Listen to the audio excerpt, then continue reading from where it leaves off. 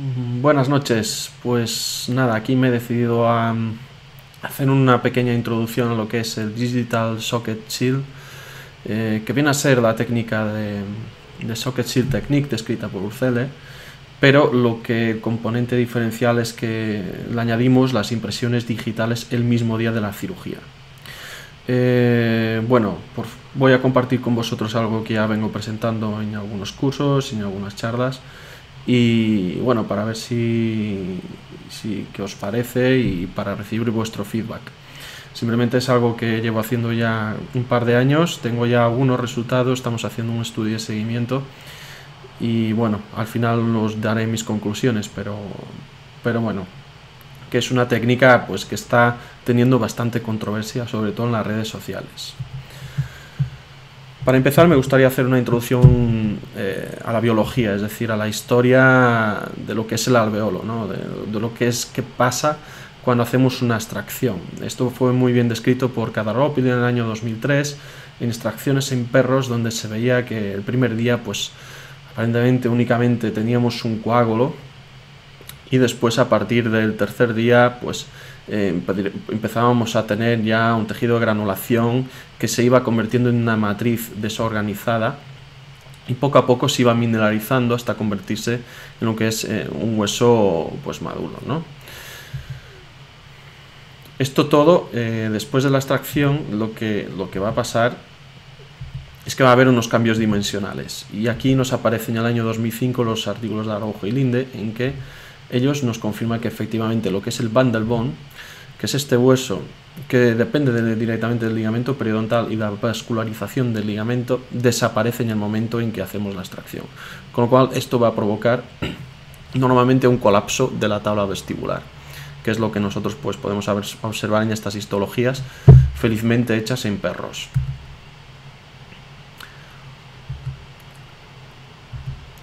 A los 2 meses, pues como podéis ver, pues hay un gran colapso de la tabla vestibular, lo que clínicamente esto nos podría significar que pues una recesión, una impredictibilidad del implante inmediato.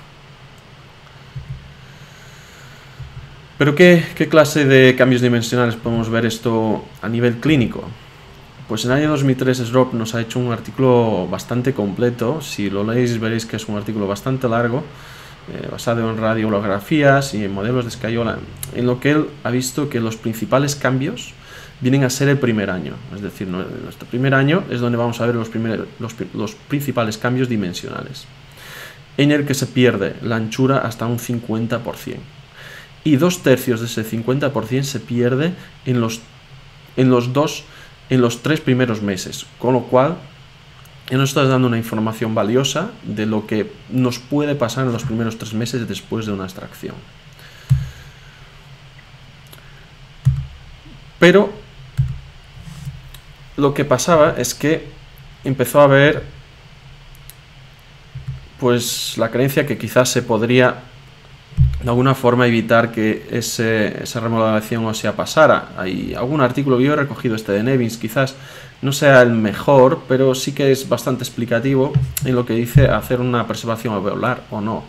Cuando se hace una preservación alveolar, lo cierto es que el porcentaje de cambio volumétrico es mucho más pequeño.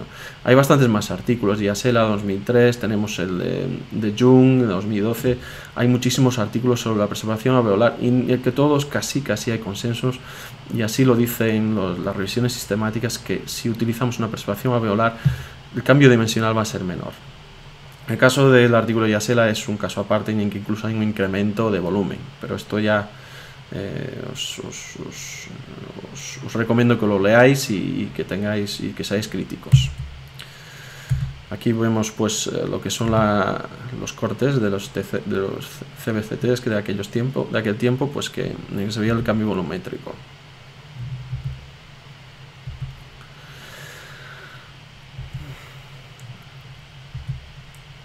Bueno, pero entonces se decía, colocamos un implante inmediato y quizás podemos evitar, algunos autores así lo estaban ya diciendo, es decir, hacemos una provisionalización inmediata y vamos a evitar que haya una recesión, porque el provisional va a dar una estabilidad al tejido, un apoyo, y esto va va a conseguir que no haya pues esta pérdida de volumen. Lo cierto es que Botticelli pues hizo este estudio en humanos en el que se colocaba implantes.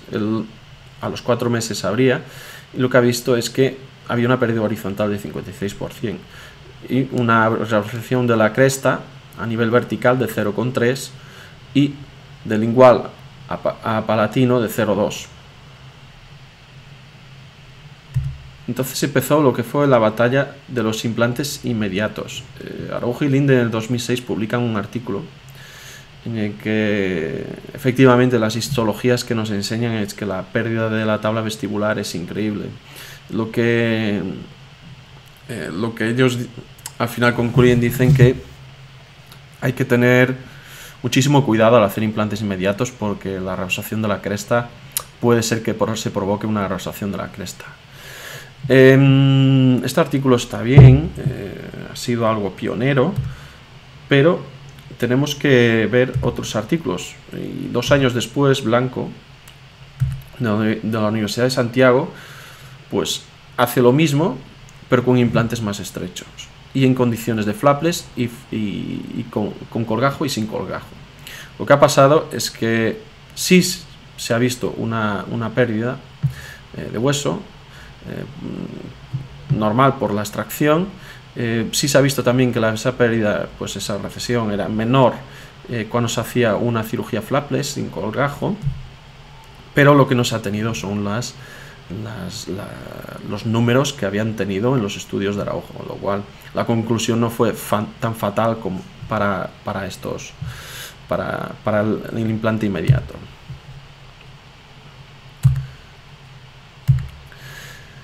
Tenemos que también saber qué es un implante inmediato. O sea, no vale decir un implante inmediato al día siguiente de extraer un diente, y eso ya no sería un implante inmediato.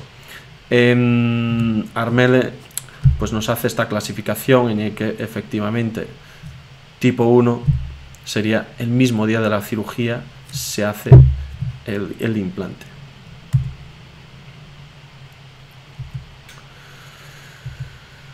Por supuesto, hay que tener en cuenta que colocar un implante inmediato, dependiendo de la técnica que usemos, cómo lo usemos, no va a hacer milagros.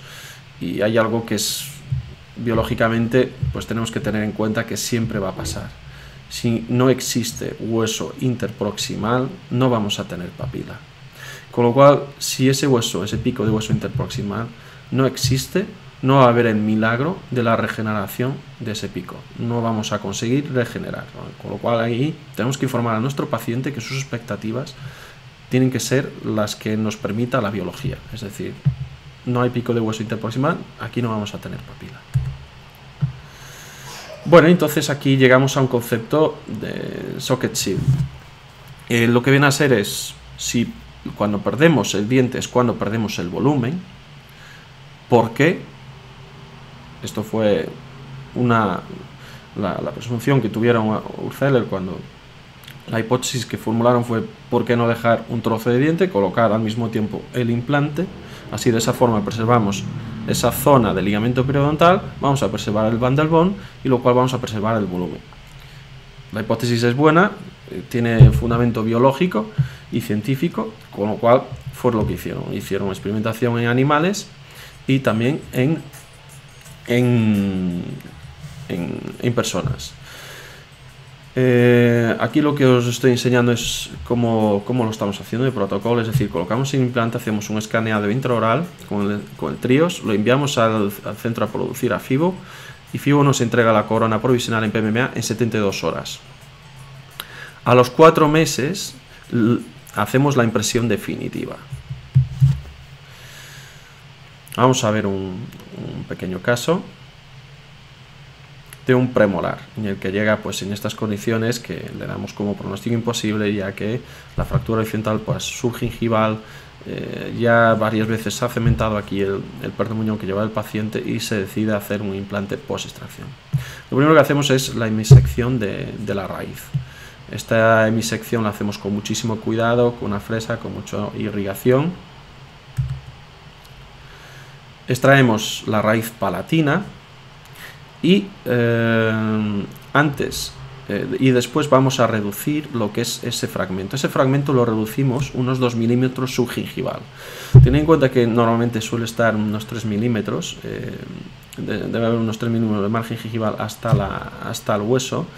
Tenemos que preservar, tenemos que ser muy cuidadosos en la preparación, ya que no podemos tocar la cresta alveolar, pero tampoco dejar muy supracrestal lo que es el fragmento, con lo cual se aconseja que esté ligeramente supracrestal este fragmento.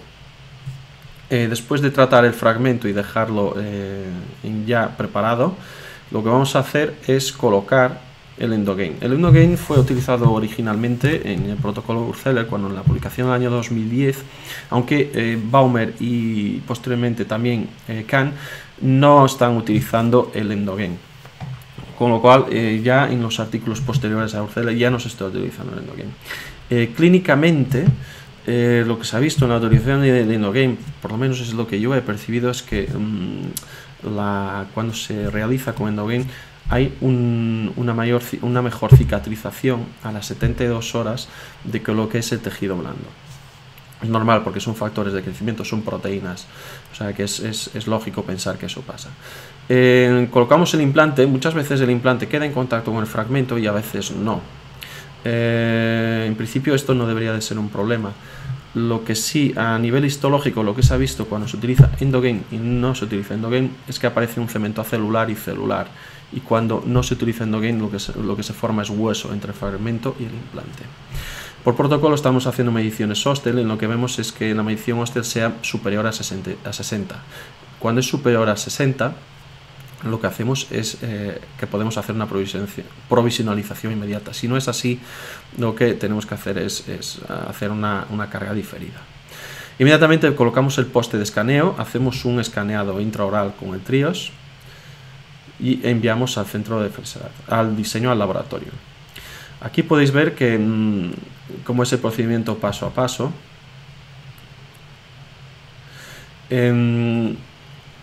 Lo que la radiografía a los 4 meses, como podéis ver, se ve en la radiografía el fragmento. Podemos ver también lo que es el escaneado intraoral. Aquí en las imágenes veis el escaneado en el iPad, que lo podemos ver vía Communicate, que es el programa de 3Shape. Podemos ver el estado de nuestros trabajos y la entrega del provisional. Esto es a las 72 horas, como podéis ver el provisional, el tejido tiene buen aspecto. Y lo que hacemos después al cuarto mes es la comparación entre lo que es el archivo STL del tiempo cero y a los 4 meses. Y lo que estamos viendo es que la variación volumétrica es mínima. Esto es algo que estamos ya intentando publicar. Esperemos que a lo largo del año que viene esté ya en vuestras manos. Aquí vamos a poder ver el vídeo paso a paso de lo que es la colocación inmediata del implante y el socket shield pues completo. Este vídeo está en YouTube, lo podéis consultar las veces que queráis. Es un vídeo que tiene ya unas cuantas visualizaciones. Yo creo que es una técnica que genera controversia para lo bien y para lo mal. Y bueno, mucha gente pues lo está viendo pero bueno, tengo muchas preguntas de por qué dejo un fragmento y a veces la gente se cree que la técnica es mía. No soy tan genial como para inventarme algo así. Aunque es lógico pensar así, ya que la literatura científica nos ha dado esta evidencia, ¿no?, de que la pérdida del diente nos trae remodelación ósea, y con lo cual pues llegar hasta esta hipótesis parece sencillo, pero tiene que ser un genio como fue Urzeller, y que así lo hizo. Bueno, hemos visto cómo hicimos la hemisección, hemos ya dejado el fragmento, hemos preparado el fragmento, ahí lo tenéis, se ve perfectamente en el vídeo. Empezamos con la fresa lanceolada. Normalmente suelo tender hacia palatino en implantes inmediatos, en cualquier condición, y más en el socket shield technique, que no quiero aplicar una gran tensión en el fragmento durante la colocación del implante. Ya sabéis que para hacer una provisionalización inmediata, el torque debe de ser de un mínimo de 35. Y el Ostel debe tener un valor no inferior a 60, con lo cual tiene que haber una estabilidad primaria, una estabilidad mecánica. Esto nos va a dar, o haciendo un infrafresado, lo cual no aconsejo en el socket shield, ya que podría provocar una tensión en el fragmento. pero sí lo que podemos hacer es un anclaje apical más generoso de los 3 milímetros que estamos acostumbrados. Como podéis ver, hacemos un fresado. Normalmente utilizo las fresas de sistema Aurea que tienen tope, lo cual me puede en algún momento molestar en implantes inmediatos, pero lo que hago es utilizar una fresa de mayor longitud. Si voy a utilizar un implante de 13, pues utilizo la fresa de 16. Así el tope ya me está dando la referencia de dónde tengo que colocar el implante, que el hombro tiene que colocar 3 milímetros por debajo del margen gingival. Aquí visteis cómo hemos colocado el endogame. Empezamos a la colocación del implante. Evito aspirar para que no se aspire el endogame. Retiramos el transportador, hacemos la medición Ostel. Podemos hacer hasta 3 mediciones Ostel. Normalmente hago 3 mediciones en palatino, vestibular, oclusal, mesial, distal. Hago varias para ver que el valor pues se repite y normalmente registro el valor inferior. El más bajo es el que normalmente registro. Aquí vemos el procedimiento con ilustraciones. Esto es una forma que tengo yo de explicar, porque yo creo que a veces podemos estar hablando y pues en la cabeza no vemos la idea, pero básicamente es esto. Con ilustraciones lo vemos claro cómo se hace la hemisección, cómo se prepara el fragmento, se coloca el endogame y después esto pues se coloca el implante.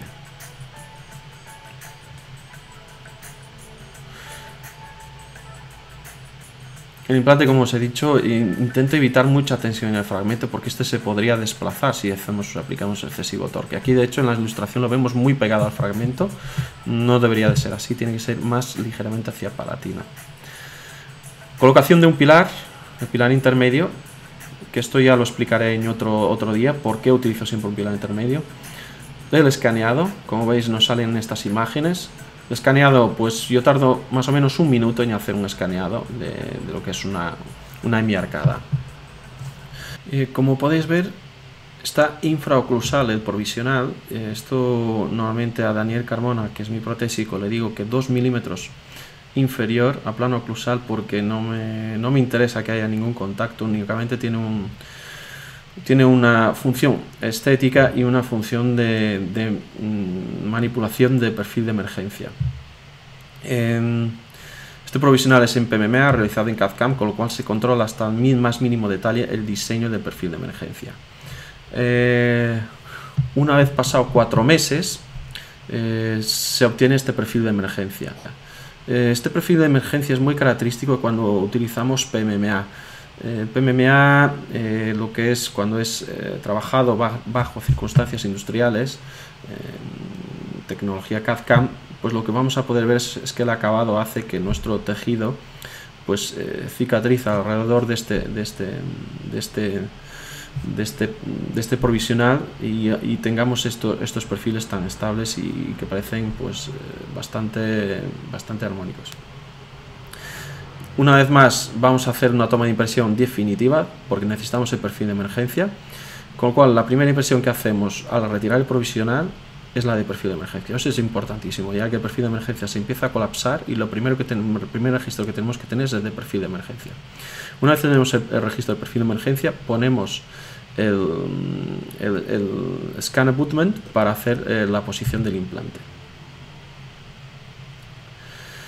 Una vez hecho esto, enviamos al laboratorio, Daniel lo diseña y me llega, a los 5 días, me llega lo que es este pilar de circonio para cementar. Normalmente los márgenes los pido máximo 1 milímetro subgingival, sobre todo porque remover el cemento a partir de 1 milímetro es bastante complicado. Esto es un artículo Linkevicius bastante interesante, en el que sabemos que cuanto más profundo tengamos el margen, más difícil eliminar el cemento. Aquí tenemos lo que es la corona con su pilar de circonio, el modelo que es de plástico ya. Colocamos en boca y colocamos ya nuestra pieza definitiva. Bueno, este caso y lo que acabáis de ver está en el ebook que he publicado en la eBooks Store. Con que busquéis mi nombre, Francisco Teixeira Barbosa, en iTunes, pues os saldrá lo que es este ebook y otro de carga inmediata. Aquí tenéis explicado la técnica de Socket Shield. Tenéis también en mi página web algún caso más. Yo os recomiendo, la verdad es que estas dos cosas, que os suscribáis también. Y el ebook será actualizado en breve, antes de Navidad, para que tengáis más contenido, más cosas, más explicaciones sobre esta técnica. Y bueno, yo espero que recibir vuestros comentarios y que me digáis qué os parece. Otro ejemplo podría ser un incisivo central. Todos siempre tenemos este gran desafío que son los incisivos centrales. ¿Qué hacemos? Hacemos implante inmediato, hacemos preservación alveolar. Y os podría enseñar casos de preservación alveolar que también conseguimos un resultado aceptable. En este caso, pues pudimos ver que lo que es la encía es un biotipo no muy fino, es un biotipo medio. Tenemos poco festoneado, pero sí tenemos una sonrisa gingival alta, una sonrisa, el labio muy alto, con lo cual tenemos que tener en cuenta que aquí un fracaso pues se vería muchísimo en la paciente, pues seguramente no le gustaría un fracaso encima enseñando tanto la encía como la enseña. Hacemos lo que es la hemisección igualmente, vamos haciendo el fresado, mismo protocolo que antes, colocamos el implante, mantenemos la estructura, el pequeño fragmento, hacemos nuestro escaneado, enviamos al laboratorio, en este caso a Daniel. Daniel hace el diseño, lo podemos controlar en el iPad a través del Communicate cómo está diseñado este provisional, y así nos llega a las 72 horas provisional. Lo colocamos. Como podéis ver, la encía tiene un aspecto bastante aceptable a las 72 horas, y esto se observa cuando utilizamos el Endogame. Vamos controlando la cicatrización, y a los 4 meses tenemos este perfil de emergencia. Aún se puede visualizar lo que es nuestro fragmento, con lo cual en el diseño definitivo le tenemos que comunicar al laboratorio que quizás deje un pequeño espacio para que eso se termine de rellenar de tejido. Hacemos el escaneado. Una vez más, el primer escaneado es el del perfil de emergencia, luego con el scan abutment controlamos el diseño, lo enviamos, nos llega este pilar personalizado, una vez más cementado, el margen, como podéis ver, no muy infragingival, y el cementado definitivo. En este caso pues podemos ver que los márgenes gingivales se han mantenido. Quizás tenemos una pérdida de papila a nivel distal, puede ser por dos razones: no hay pico interproximal de hueso, puede ser por un trauma en el momento de la manipulación quirúrgica. Yo nada más, yo solo quería hacer una pequeña introducción porque veo muchas dudas en las redes, veo que mucha gente desconcertada. Yo creo que es una técnica más que se tiene que validar a largo plazo, que tenemos que estar atentos, que puede ser algo que se valide, puede ser algo que funcione. Se necesita más literatura, se necesita más ciencia detrás de esta técnica. Está en fase experimental aún, pero los resultados hasta ahora son muy prometedores. No podemos a veces atacar algo que no conocemos y darlo como algo que no funciona, fatal, que lo vemos mal, simplemente porque nos parece absurdo. Antes de criticar, a veces deberíamos de tener cuidado de estudiar antes, y una vez hemos estudiado, sí, argumentar y criticar, pero siempre de forma constructiva, porque yo creo que de las críticas constructivas es donde surgen las mayores innovaciones. Yo os dejo mi email y mi página web. Si entráis podéis suscribiros, os van a llegar novedades, casos clínicos, podéis ver más casos de Socket Shield, también podéis ver alguna cosa, mis trabajos en Oral Surgery Tube, en Dentina Tools, alguno en Dental XP, algún webinar, y las redes sociales donde me podéis seguir. También, si queréis saber más de Socket Shield, pues podéis, en mi libro, en mi ebook, que está para iPad y para Mac, de implantes inmediatos, ahí tenéis más sobre Socket Shield Technique, que en breve será actualizado con más casos y más explicaciones. Poco a poco este libro se ha ido actualizando. Los que ya lo tenéis veréis que os llega una actualización y que lo actualizaréis y tenéis más casos y más contenido. Esto será antes de Navidad, que como podéis ver la Navidad está llegando, ahí la tenemos. El Pino. Y también tenéis el otro libro, pues si os gusta la carga inmediata, pues tenéis algún libro, el otro libro que también en breve será actualizado con nuevo contenido, nuevos casos y nueva innovación que estamos trabajando pues aquí en Barcelona. Y yo nada más, yo simplemente agradeceros que me hayáis escuchado y cualquier duda pues me podéis escribir al email, me podéis hacer comentar y os estoy disponible para lo que queráis.